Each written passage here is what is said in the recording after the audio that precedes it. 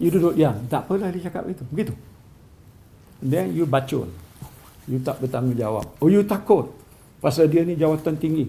Saya tak peduli. Sebab tu ada peraturan. Jadi bila berlaku tu bukan pasal dia mencerca saya. Satu hal juga, itu saya boleh ambil tindakan undang-undang di luar. Bukan? Heret mereka ke mahkamah, lapor kepada polis. Saya tak buat begitu. Saya fikir ini soal politik, biar kita uruskan cara politik. Tapi malangnya mereka ini tak sedar. Dia fikir cara politik, okeylah aku boleh buat apa sesuka, pergi menjajah seluruh dunia, bawa ini depan sana cakap, mengata macam-macam semua sekali. Kan ada kan? Laporan banyak. Audio dan video dan macam-macam. Ada. Bukti dengan bahan-bahan kita ada. Jadi kita ambil tindakan berasaskan itu kerana nak menyelamatkan parti.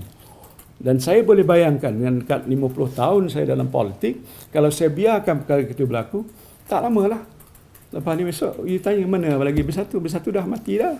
Kubur Nissan pun tak ada. Pasal apa? Dia dah pecah belah, dia gaduh sama isteri. Tak saya biarkan.